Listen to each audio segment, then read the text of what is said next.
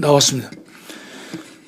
저는 제목을 헌재는 조속히 탄핵 심판을 각하 또는 기각하라고 했는데 저한테 주어진 시간이 이제 10분밖에 없기 때문에 제가 좀 줄여서 말씀드릴 터인데요. 저 포스터를 보시면요.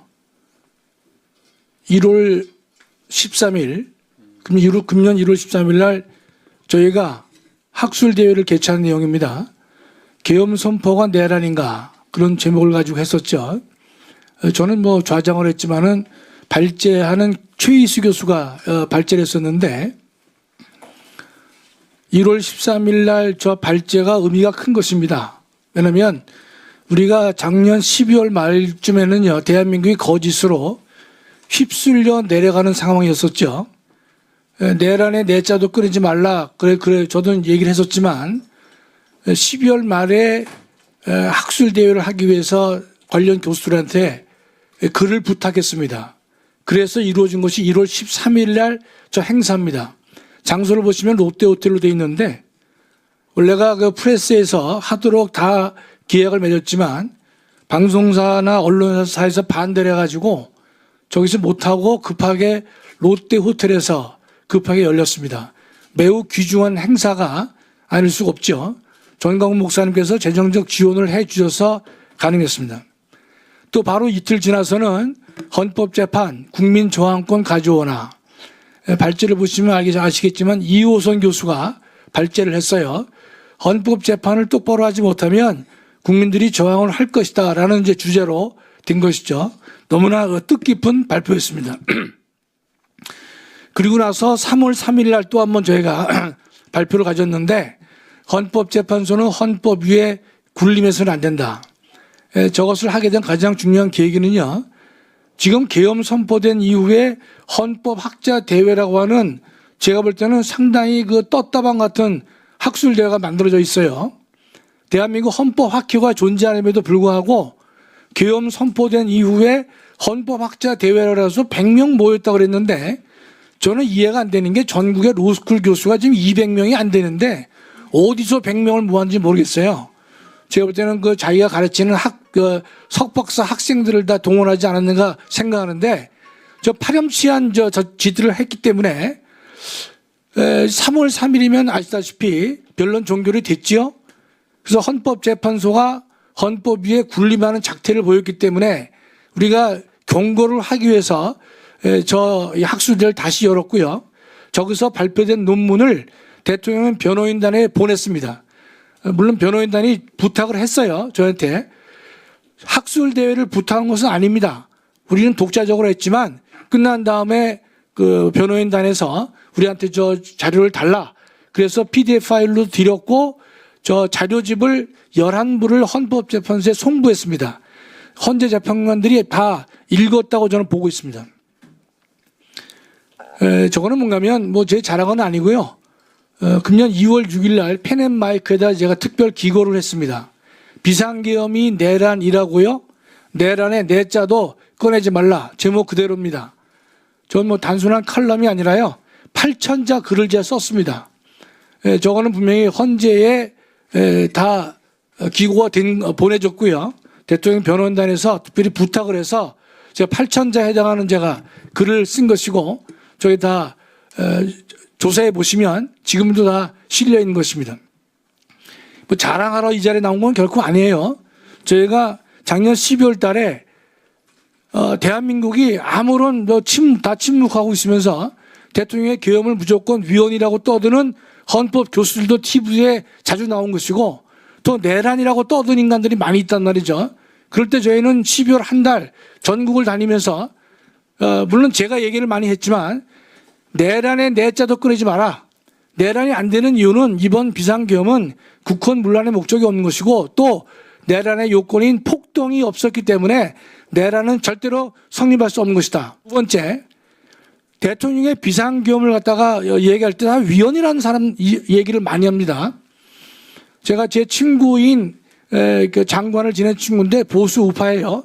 그럼에도 불구하고 저한테 하는 얘기가 지금 대통령이 계엄을 선포한 지금 상황이 전시사변 기타 중대한 국가 위기에 해당하느냐 안 하느냐 이제 그걸 묻는 거예요. 당연한 질문이죠. 저도 처음에 저 요건에 해당될까? 이제 그런 생각을 했었습니다.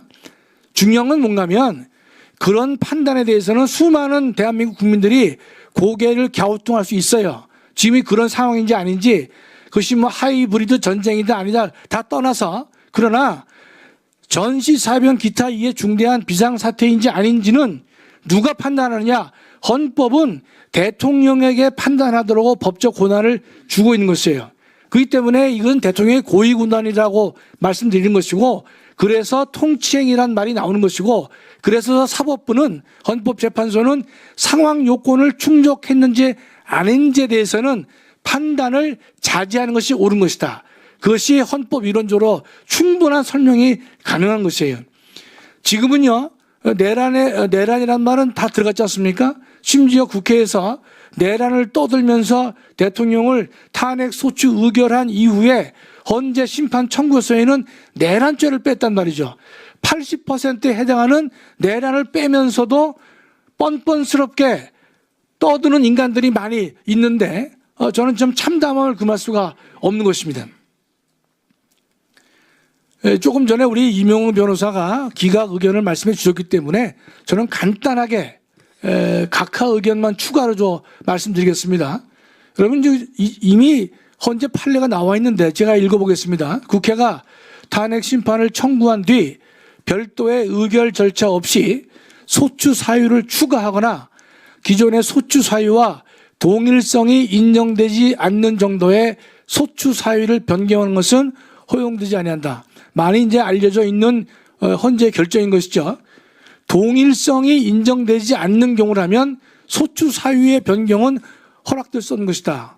내란죄 혐의를 가지고 탄핵 소추 의결할 때 80%를 사용해 놓고서 정작 헌재 심판 청구서에는 내란을 뺐다고 하는 것은 누가 봐도 동일성이 인정되지 않는 소추라고 볼 수밖에 없는 것이죠. 이미 박근혜 대통령 당시에 나온 헌재 결정인데 한 번 나온 거지만 대통령 탄핵 사건이 이렇게 쉬운 건 아니지 않습니까?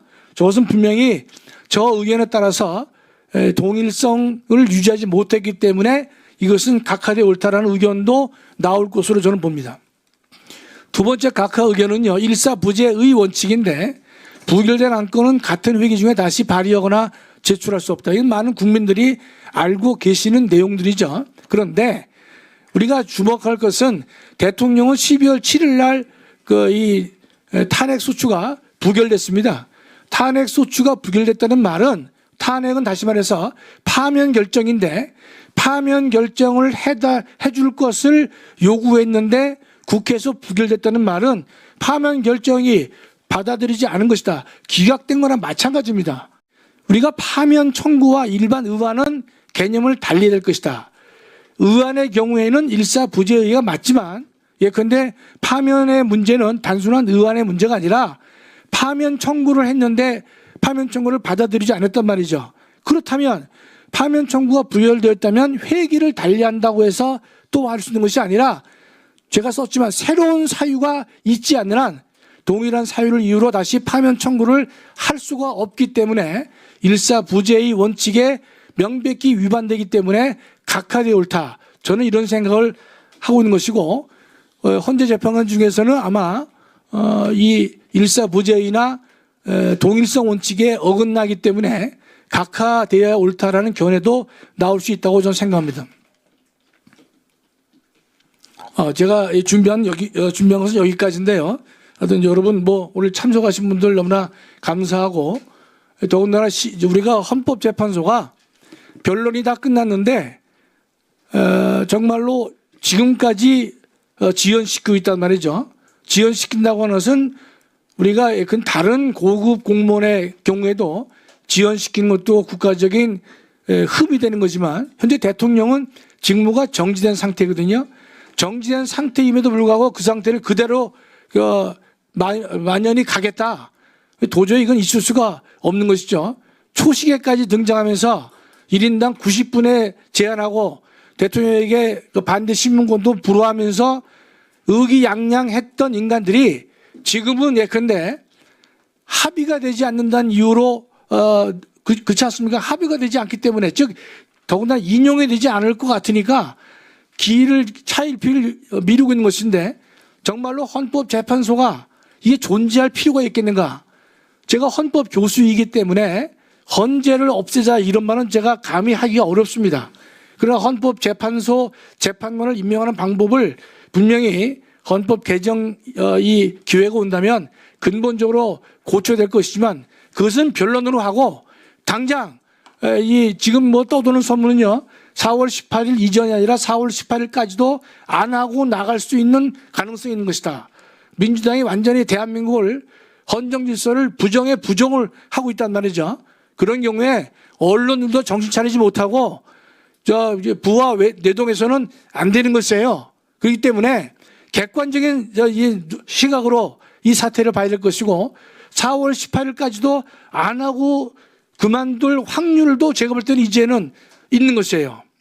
저들도 죽기 살기로 덤빈단 말이죠. 그럴 경우에 또 하나의 걱정은 한덕수 대행이 예컨대, 물론 권한대행이기 때문에 적극적인 임명권은 없다고 하더라도 지금같이 헌법 2명이 그만두게 되면 헌법재판소가 기능할 수 없는 사태가 발생하는 거 아니겠습니까? 그렇다면 권한대행이라 하더라도 대통령의 권한대행 기간이 장기간 됐을 경우에는 많은 헌법학자들도 적극적인 권한 행사가 가능하다는 것이 학자들의 의견이란 말이죠. 그렇다면 지금 4월 18일에서 한덕수 권한대행이 지금 후임자를 임명한다 하더라도 바로 또 탄핵할 것이다, 이런 말까지도 떠도는 정말로 대한민국 헌정질서를 근본적으로 무너뜨린 것이기 때문에 우리는 예컨대 국민 저항권 문제까지도 적극적으로 마음에 닿지 않고 마음에 각오를 삼지 않고서는요, 지금의 이 국난을